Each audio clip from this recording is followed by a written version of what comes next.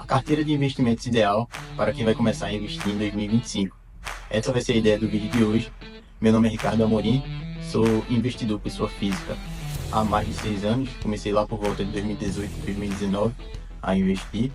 Então, antes da gente começar a falar propriamente sobre a distribuição da carteira de investimentos, a gente precisa falar sobre reserva de emergência. A reserva de emergência é muito importante para o investidor iniciante, porque nós podemos ter inúmeros problemas na vida da gente. Então, temos que estar preparados para esses problemas que podem vir a ocorrer. E ter essa reserva vai fazer com que, no momento de necessidade, você tenha para onde correr, né? Então, a reserva de emergência vai ser de 3 a 12 meses do seu custo mensal. Então, o seu custo mensal não é só seu. Se você é casado, se você tem família, vai ser o custo da sua família, o custo mensal da sua família, multiplicado de 3 a 12 vezes. Aí você faz o que é mais viável para você, né, em relação a essa reserva.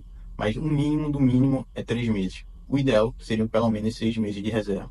Então, se você tem um custo fixo mensal, por exemplo, de R$ 3.000, multiplicado aí por 6 meses, você teria que ter pelo menos R$ 18.000 de reserva de emergência.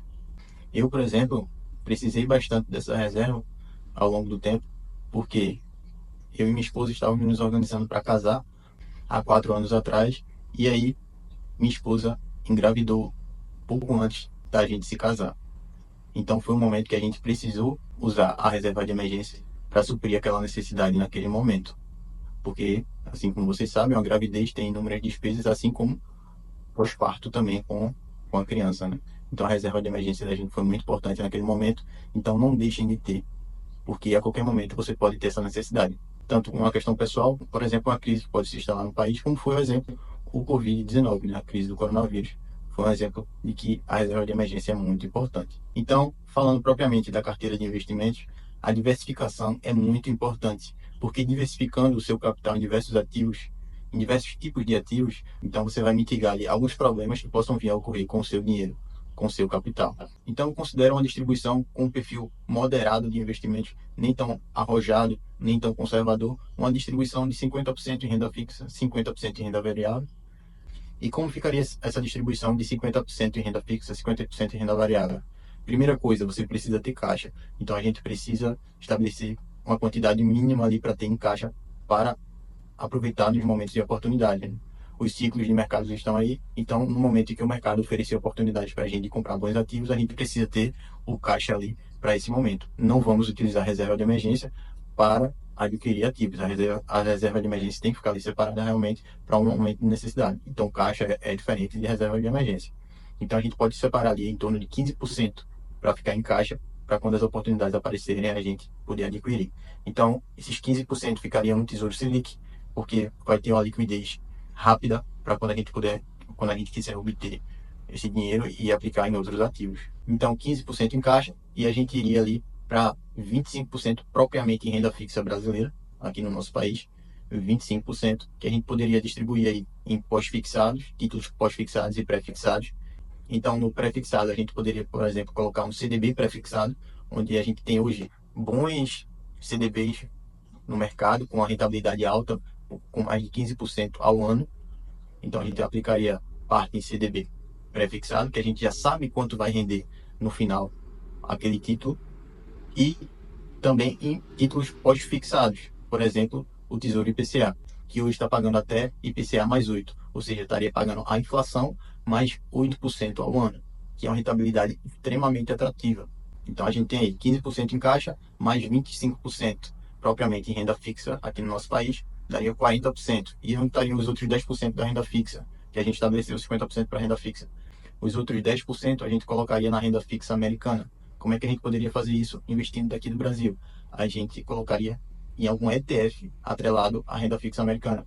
Hoje a renda fixa nos Estados Unidos também está pagando um bom valor, está pagando dólar mais 4%, que historicamente é uma rentabilidade muito atrativa, assim como aqui no país o IPCA mais 8%, que a gente falou, é uma rentabilidade extremamente atrativa ao longo do tempo.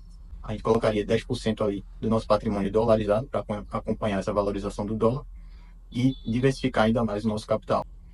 E aí a gente vai agora para a renda variável. A renda variável que tanta gente gosta. Então a gente dividiria aí a renda variável em 25% para ações, 25% para fundos imobiliários. Como a gente faria essa distribuição inicial? Escolhe 3 ativos de cada categoria, 3 ativos de ações, 3 ativos de fundos imobiliários para você começar a acompanhar. Vai lá, investe um pouco em cada um deles e começa a acompanhar. O ideal seria ter uma carteira mais diversificada, né? Quando você tiver um maior capital, uma carteira mais diversificada entre 6 e 10 ativos de cada um estaria de bom tamanho para ter uma diversificação ideal. Então, a gente pode sugerir 3 ativos de cada categoria dessa, 3 ações e 3 fundos imobiliários. Começando pelos fundos imobiliários, o KNCR11, que é um fundo de papel, que vai ter ali um baixo risco e uma boa rentabilidade, um fundo seguro para você investir. O XPML11, que é um fundo de shoppings. O HGLG11, que é o fundo de galpões logísticos. E ali a gente teria 3 ativos para iniciar. O ideal, como eu falei, seriam de 6 a 10 ativos, mas ali para você iniciar esses 3 ativos. Lembrando que não é uma recomendação de investimento, é bom que você analise os ativos antes de investir. E aí, nas ações, a gente poderia citar como exemplo aqui, para iniciar, Banco do Brasil, que hoje está abaixo do seu valor patrimonial, um P sobre VP abaixo de 1, então está atrativo. O Itaú, que é sempre um banco muito rentável, e aí você poderia escolher entre Itaú e Itaúsa, um dos dois. Itaúsa seria a holding, né? Tem ali outras empresas menores junto com o Itaú, dentro dessa holding. E o Itube, que é o Itaú, propriamente, que é só Itaú. Então você poderia escolher entre um dos dois. E aí você poderia acrescentar dentro dessa carteira de ações uma ação do setor de energia, que é um setor muito rentável, perene, estável e que tem um bom dividend yield ao longo do tempo. Poderíamos citar algumas empresas como Taesa e Semig. E mais um ativo que você poderia acompanhar seria o BB Seguridade, que é o Banco do Brasil Seguridade, que é uma empresa que trabalha com a parte de seguros do Banco do Brasil.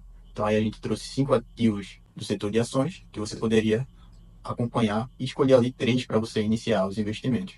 Então assim, a gente finaliza os 100%, 25% em ações, 25% em fundos imobiliários, os 50% aí da renda variável. E aí, na renda fixa a gente teria ali 25% propriamente renda fixa brasileira, distribuídos entre pós-fixados e pré-fixados. A gente citou como exemplo Tesouro IPCA e CDBs pré-fixados. 10% em renda fixa americana, atrelado a ETFs, né? A gente estaria investindo em ETFs aqui no Brasil. E 15% em caixa. Então, assim, a gente finaliza uma carteira para o investidor iniciante, uma carteira com bons ativos, com ativos geradores de renda, com uma exposição segura, e assim a gente pode começar a investir. Abre a conta numa corretora, não perde tempo, começa, dá o primeiro pontapé inicial. É importante começar para ontem. Esse foi o vídeo de hoje. Se você tem interesse nesse tipo de conteúdo, se inscreve, deixa o like, comenta aí o que é que a gente pode trazer para o nosso canal e tamo junto. Vamos embora.